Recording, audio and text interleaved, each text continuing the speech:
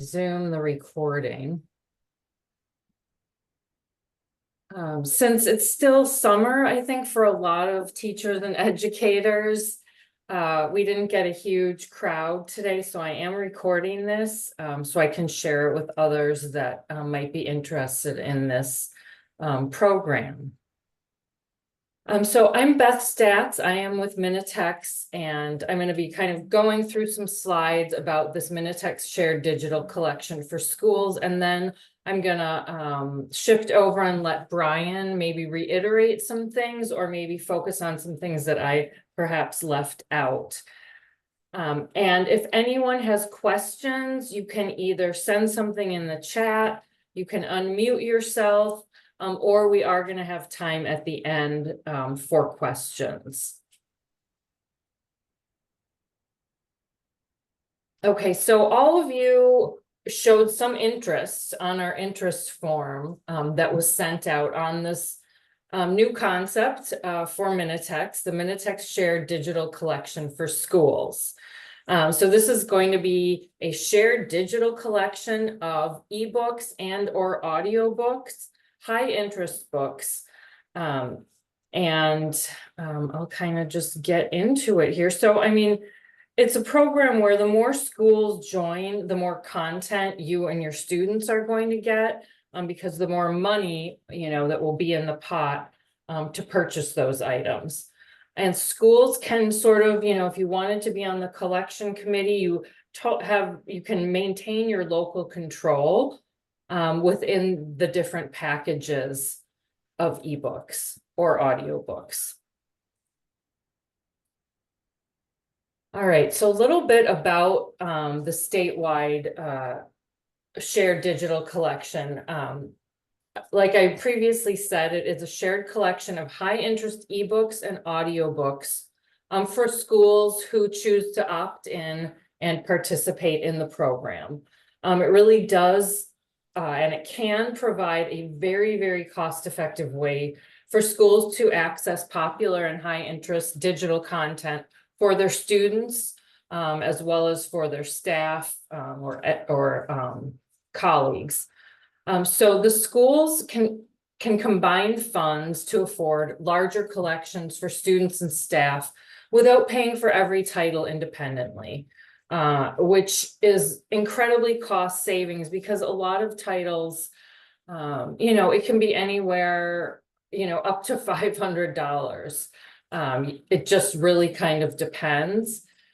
And so schools are going to be able to select what level they want to purchase at. So for example, if you're in an elementary school, you would probably just want to purchase that elementary level package. If you're at a K-8 school, and I don't know if there are still, I know Minneapolis doesn't have any more K-8 schools. But if you're at a K-8 school, then you may want to participate in both the elementary and the middle school package and so on. So any ebooks or audiobooks that were purchased when you contributed funds and your school became a member, you will always have access to any perpetually licensed titles that were purchased during that time that you were a member. And schools will keep access to any subscription title for the length of the subscription. And from what I gather from what I've seen in the Mackin catalog, most subscriptions are there's 1 year subscription, 2 year subscriptions, and I'm sure Brian can share more in a bit on that. Any K-12 school in Minnesota can join.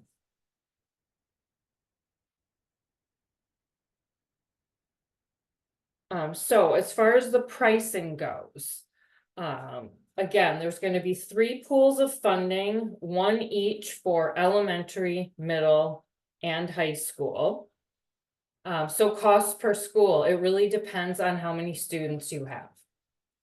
So if you're a small elementary school with, 150 students, you would be contributing $250 for that year.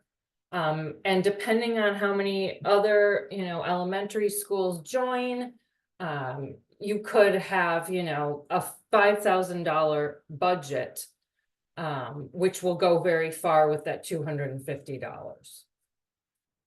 So, you know, the larger your school is, the more students your school has, the cost increases. So the most, you know, if your school has over 2,000 students, the most you would pay for 1 year would be $1,500. There is also a professional collection for teachers and educators, and that is just $250 per year. And that collection will be available to your entire district.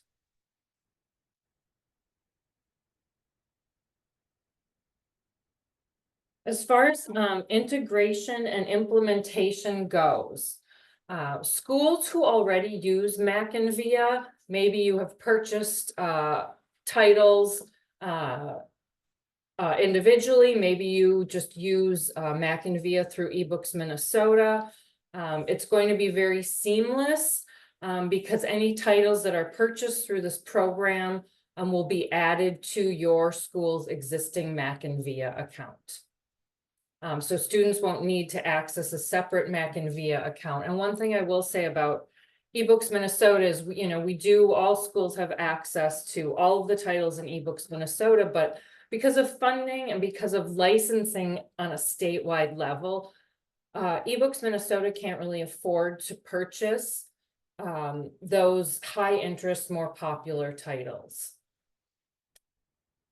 So that's where this program, I think, could be used in addition, obviously, to eBooks Minnesota as sort of a supplement to your school library collection.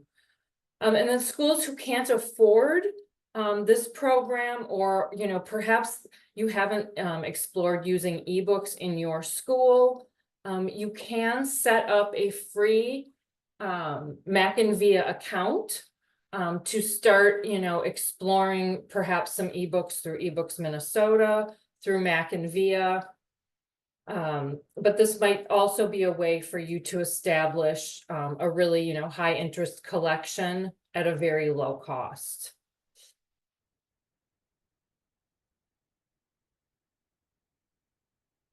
Okay. As far as the selection committee goes, school librarians or you guys will be representing the selection committee, and this will be on a volunteer basis. Ashley Dress is on the webinar with us right now, and she and I would kind of act as the go-between. So we would basically, the selection committee would be in charge of selecting the titles. Minitex will organize the committee. The three groups there will be 3 groups within the selection committee. So obviously some elementary media specialists, librarians, paras who are interested in participating to select the high interest titles. There will be a middle school group, as well as a high school group. Let's see, what else?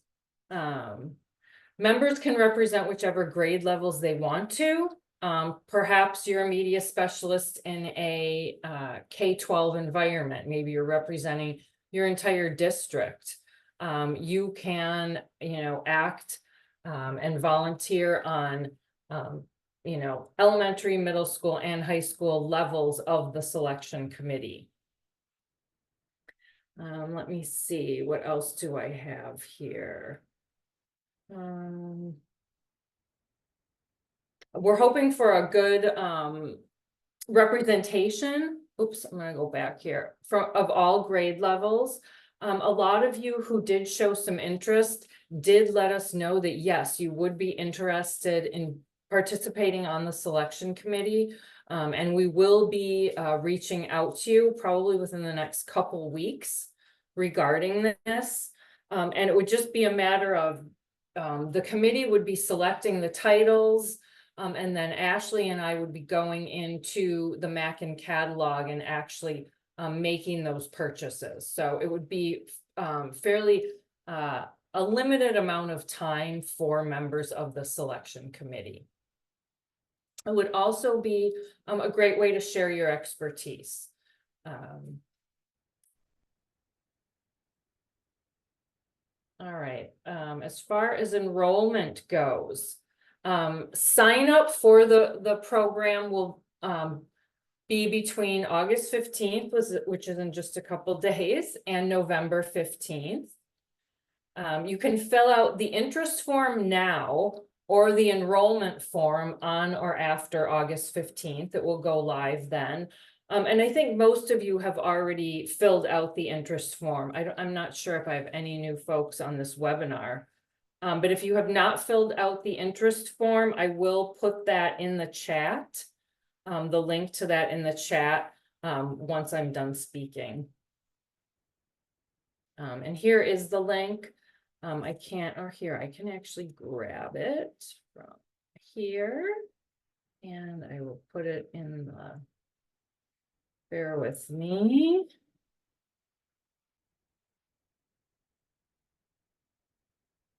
I will stick it in the chat here. Beth, actually, I'm going to simplify that link for everybody as well. It's simply, we got a condensed version, mackin.com/Minitex. So literally mackin.com/Minitex will take you to the same place this one is leading you to. Thank you. Have that interest form linked right there. Great. The fulfillment goal. So we'll have between August 15th and November 15th to collect any funds. And these will be collected by Mackin through the 15th of November. The selection committee will finalize its list of titles to purchase, most likely in the month of probably like mid-October, I'm thinking. The order will be submitted to Mackin and then content will be delivered to schools into your Mackin via by December 15th. And then the MARC records will be available shortly thereafter.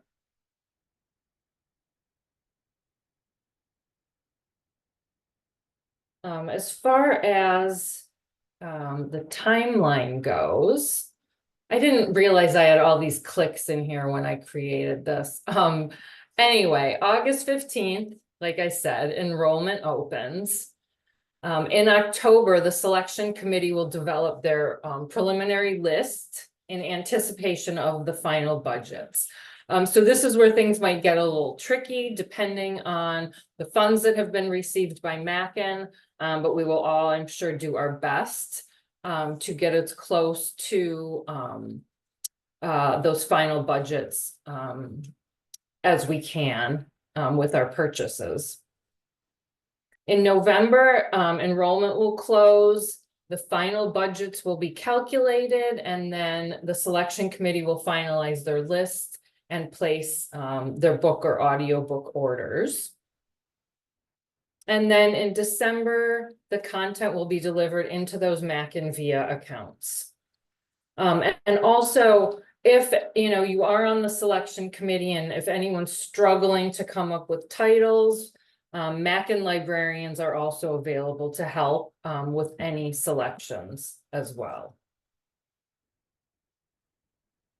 Okay, I'm going to stop here. And I'm going to just pull up Mackin's flyer. And I'm going to just give Brian an opportunity to speak here a little bit, because I'm sure I left things out.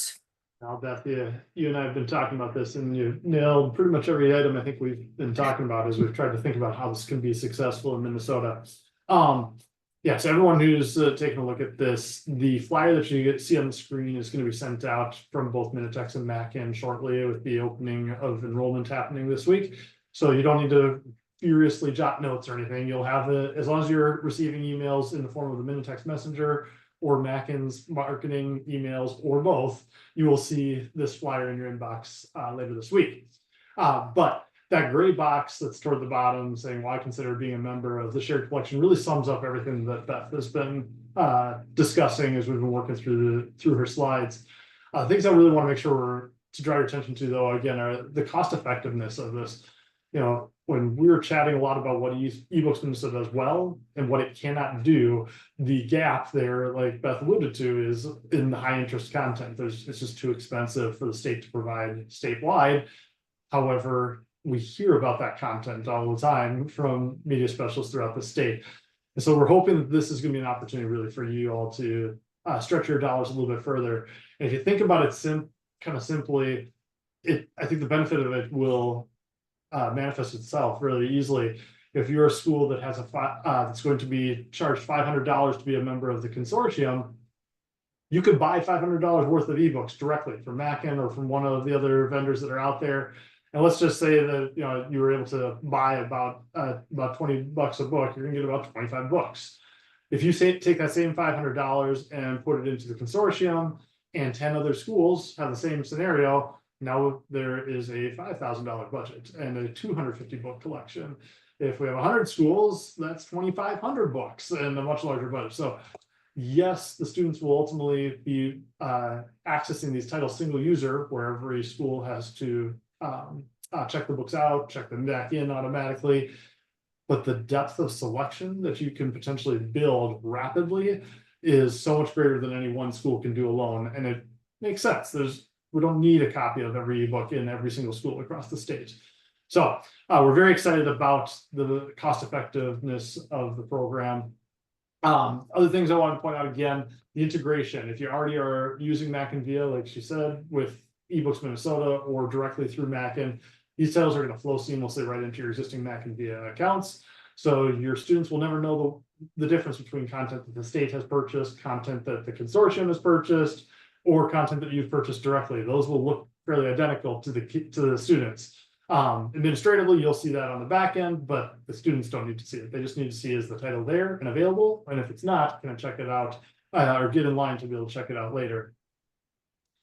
And then lastly is that continued access piece. I think it's really important to reiterate, what does it mean if I'm subscribing for a year to this whole program? Many people, your brains might again say, well, if I am a member this year and then I'm not a member next year, do I lose everything? I'm probably losing everything. And that's really not the way this program is designed to work.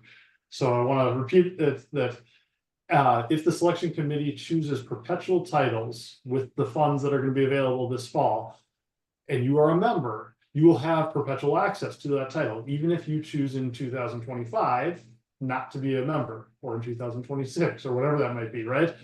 Any purchases made with this year's funds, you will have access to.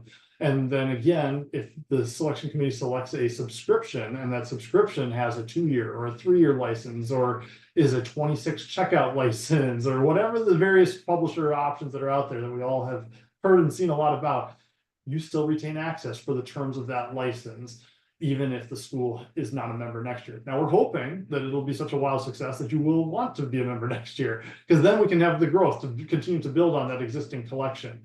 But I want schools to feel very comfortable in the fact that this is not something that we're asking you to purchase into, and that if you don't have funds in year 2 or year 3 or year 4, that suddenly the rug is pulled out from under you and you're left with nothing. That's not the case. You'll still have access to any licenses that were previously purchased.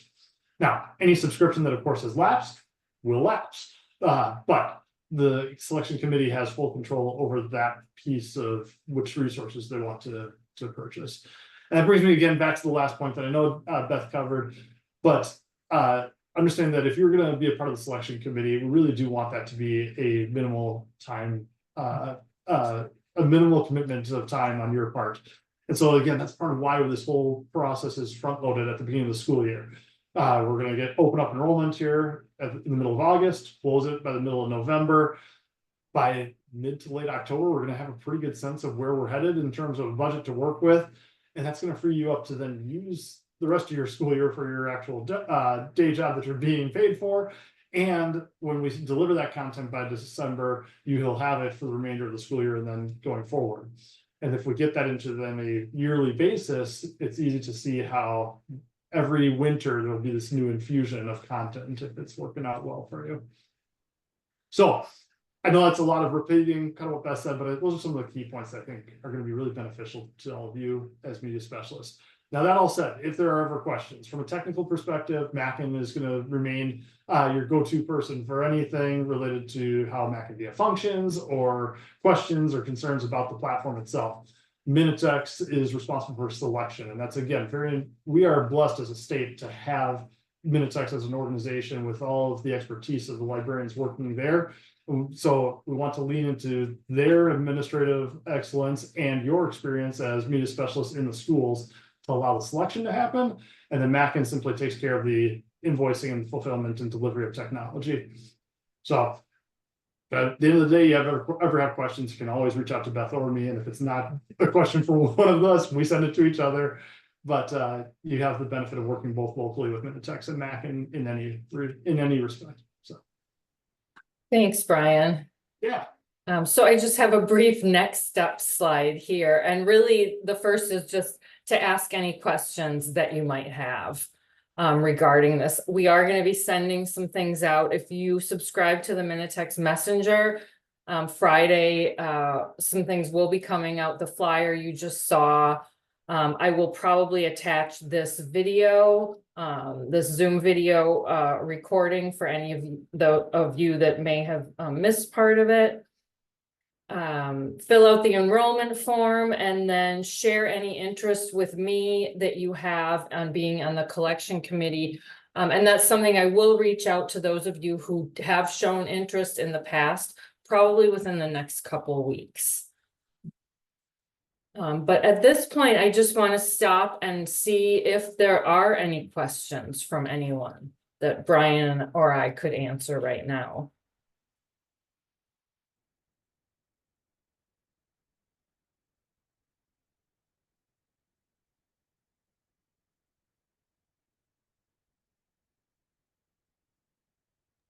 And that's okay. Question in the chat. Did you Oh, see that there one? it is. Oh. Just came from Ashley saying the sales member asked when schools will be billed.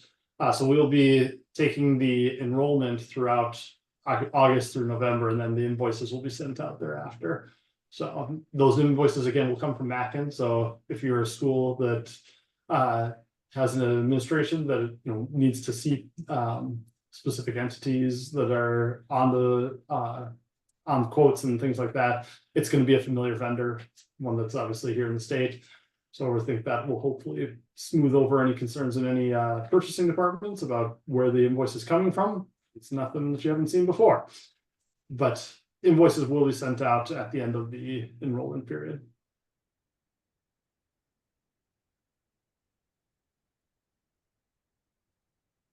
Any other questions or comments?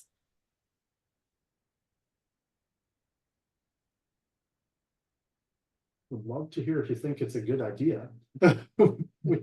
we believe it's the need exists, but if you all are disagreeing, certainly let us know. But I think especially last year when we looked at the demand that went into some of the Mod Heart titles and things that eWorks Minnesota purchased, that really spurred a conversation just around high interest content in general. And so that's where we kind of started putting our brains together and saying, well, what can we do to try to meet that demand within the realities of the state's funding?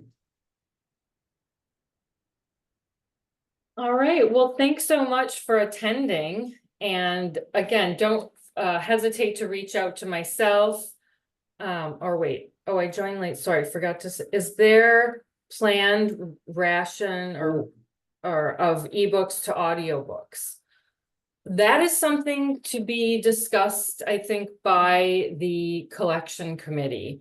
And also within the different, the elementary, middle and high school levels of the collection committee. So that's something that is sort of yet to be determined, but it's totally open. I mean, there's really no plan at this point. I think that's where, if you are considering joining the committee, providing that type of feedback to Beth directly, even if you're not going to be on the selection committee, that's the type of feedback that can just be brought as a quick anecdote for the committee to consider. Hey, librarians are asking this. We're starting to see a pattern of demand. And then the committee can ultimately make that decision. Because of course, Mackin's job is just to fulfill what the committee ultimately selects within the budget. We want it to be relevant to the needs across the state. So question, will all the content be purchased at once or throughout the year? That And would be purchased at once. At once. As like one large order. The goal being that you are putting your fiscal 24-25 dollars into this project, and it's going to be delivered starting in December. We want your students to be able to access the content during the school year in which you are purchasing it. If we start dragging it out, sometimes then things have a way where you get into the middle of winter and spring break, and you know how it is. Other priorities start to pop up within the school year. So we want to make sure that you all have access to your content that you're paying for in a timely fashion, knowing that if we can then get into an annual cycle where schools are using it, then it just sort of becomes part of your yearly rhythm. It's like, okay, we're going to be adding some digital content, and right around winter break, there's going to be this new infusion of resources added to the collection. okay, If All you right, join well, the thank- consortium, we got another one. oh, another one. If you Oh. join the consortium in a later year, do you get access to previous purchases by the consortium or just the purchases from your year? That's a great question. Thanks, Annie. You only get access to the content purchased in the year in which you are a member. So on one side, that's great, right? If you buy this year and you cannot be a part next year, you still have access to the content for those purchases this year.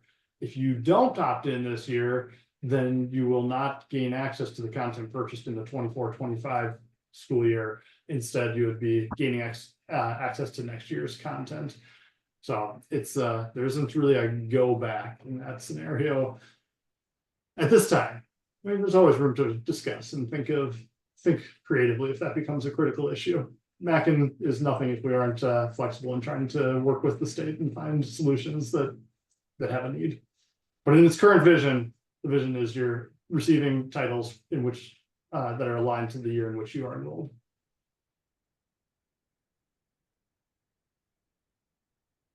All right, anything else? Any other questions?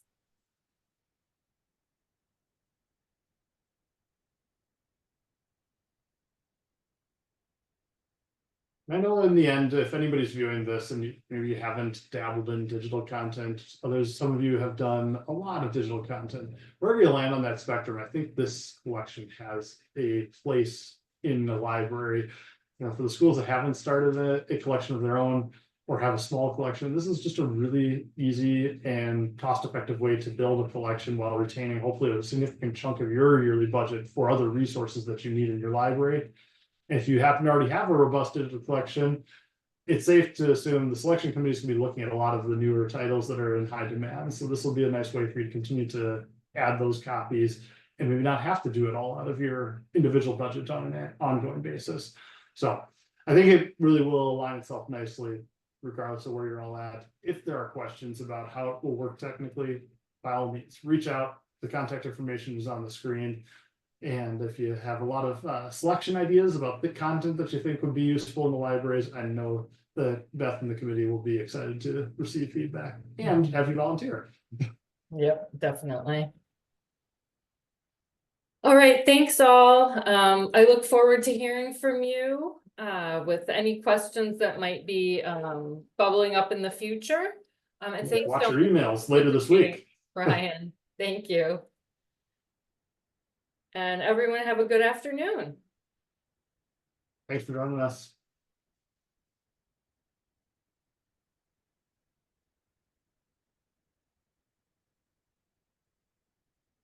Beth, did you want me to hang on at all? Do you have I don't know if you're still recording though.